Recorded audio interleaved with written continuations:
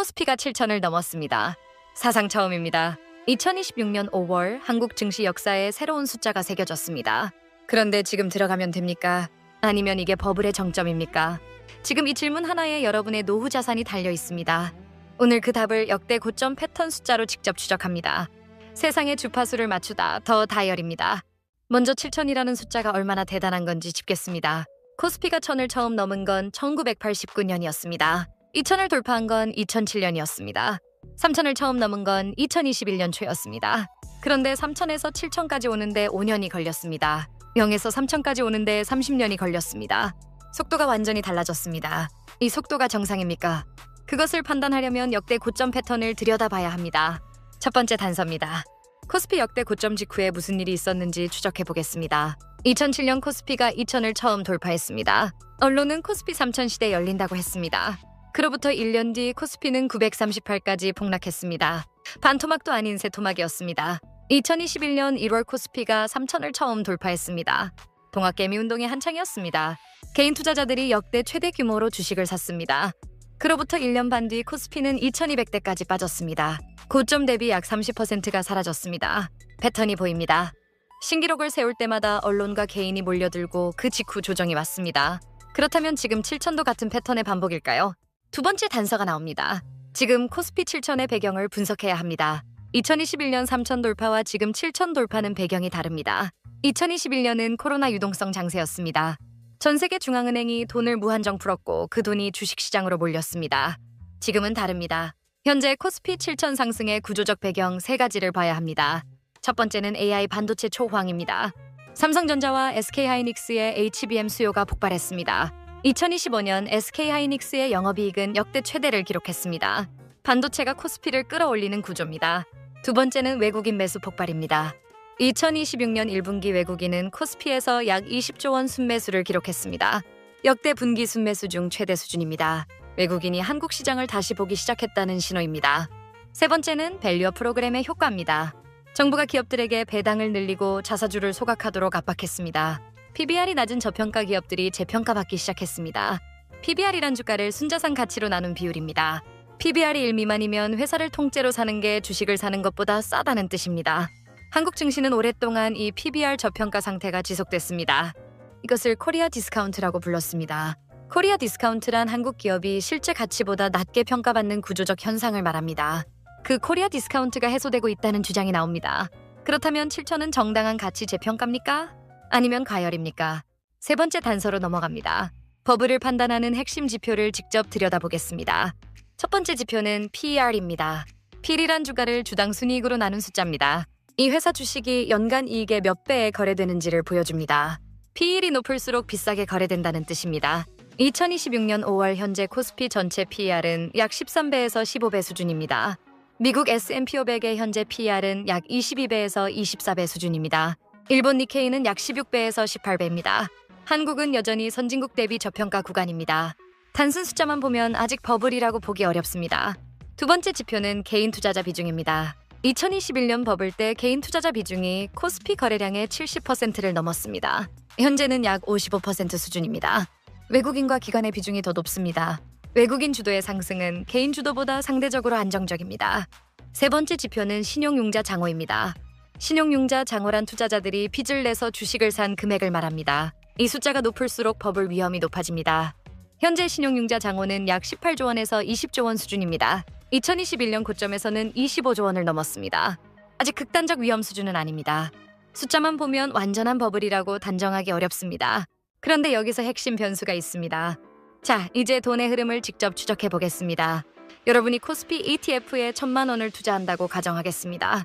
1000만 원이 어디로 흘러가는지 단계별로 쪼개보겠습니다. 먼저 증권사 수수료가 빠져나갑니다.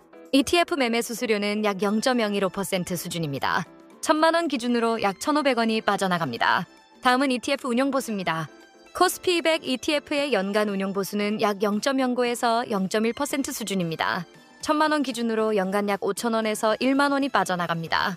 다음은 세금입니다. ETF는 매매 차익에 대해 국내 주식형은 비과세입니다. 그러나 배당소득세가 15.4%가 붙습니다. ETF 분배금이 연 3만 원이라면 4,620원이 빠져나갑니다. 마지막으로 물가 상승률을 고려해야 합니다. 연간 물가 상승률이 3%라면 1,000만 원의 실질 구매력은 1년에 30만 원씩 줄어듭니다. 결국 1,000만 원을 ETF에 넣었을 때 수수료와 세금으로 빠져나가는 돈은 연간 약 5만 원 미만입니다. ETF가 이 비용보다 많이 벌어다주면 이익입니다. 코스피 연평균 수익률은 장기적으로 약 8에서 10%였습니다. 1,000만 원 투자 시 연간 80만 원에서 100만 원의 수익을 기대할 수 있습니다. 결국 비용 5만 원을 내고 80만 원을 버는 구조가 됩니다. 이것이 ETF 장기 투자의 기본 수익 구조입니다. 40대 직장인 이 씨의 이야기를 들어보겠습니다. 코스피 7천 뉴스를 보고 처음으로 주식 투자를 생각했습니다. 그런데 고민이 있습니다. 지금이 고점이면 어떡하냐는 겁니다. 이 씨에게 중요한 건 언제 사느냐가 아닙니다. 얼마나 오래 들고 있느냐입니다. 1989년 코스피가 1000이었을 때 1,000만 원을 넣었다면 지금 7,000이 됐으니 7천만 원이 됐을까요? 아닙니다. 배당 재투자를 포함하면 수억 건이 됐을 겁니다. 30년의 시간이 복리를 만들었습니다. 60대 은퇴자 박 씨의 이야기도 있습니다. 2021년 코스피 3,000일 때 전 재산 2억 건을 주식에 넣었습니다. 2022년 코스피가 2,200까지 빠지자 버티지 못하고 팔았습니다. 약 4천만 원의 손실이 확정됐습니다. 그 후 코스피는 회복해서 7,000이 됐습니다. 팔지 않고 버텼다면 오히려 이익이었습니다. 여기서 핵심이 나옵니다. 투자에서 손해를 보는 건 주가가 떨어져서가 아닙니다.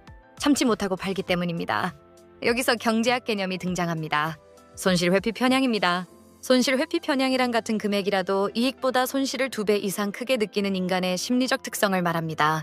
100만 원 이익의 기쁨보다 100만 원 손실의 고통이 훨씬 크게 느껴집니다. 이 심리 때문에 사람들은 주가가 빠질 때 참지 못하고 팔아버립니다. 그리고 오르면 다시 삽니다. 쌀 때 팔고 비쌀 때 사는 역설이 반복됩니다. 해외 사례와 비교해 보겠습니다. 미국 S&P 500 지수를 보겠습니다. S&P 500은 1970년대 100포인트 수준이었습니다. 2000년 닷컴 버블 당시 1500까지 올랐습니다. 그 직후 반토막이 났습니다. 2008년 금융위기 때 또 반토막이 났습니다. 2020년 코로나 때 또 급락했습니다. 그런데 S&P 500은 2026년 현재 5,000을 넘습니다. 1970년대 100이었던 게 50배 이상이 됐습니다. 폭락이 몇 번이 있었어도 장기적으로는 우상향했습니다. 이것이 주식시장의 장기 법칙입니다. 일본과 비교해 보겠습니다. 일본 니케이는 1989년 약 39,000에서 정점을 찍었습니다. 그 후 30년 동안 회복하지 못했습니다. 2024년에야 39,000을 다시 넘었습니다. 35년이 걸렸습니다. 왜 미국과 일본이 이렇게 달랐을까요? 미국은 계속 기업들이 혁신하고 성장했습니다. 일본은 부동산 버블 붕괴 이후 기업 혁신이 정체됐습니다.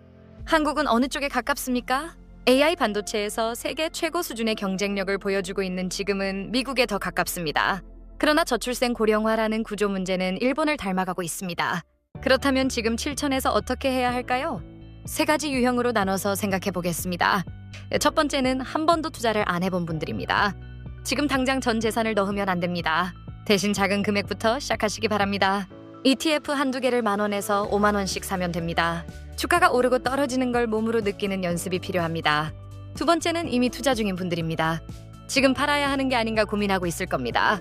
핵심은 투자 목적입니다. 5년 이상 장기 투자라면 지금 팔 이유가 없습니다. 단기 차익을 노리는 거라면 리스크 관리를 해야 합니다. 세 번째는 은퇴가 5년 이내인 분들입니다. 주식 비중을 높이는 게 아니라 안전자산 비중을 높여야 합니다. 채권이나 예금으로 일부 이동하는 것을 고려해야 합니다. 여기서 분산 투자의 수익 구조를 직접 계산해 보겠습니다. 1,000만 원을 갖고 있는 분이 세 가지로 나눈다고 가정합니다. 코스피 ETF 500만 원, 채권 ETF 300만 원, 금 ETF 200만 원입니다.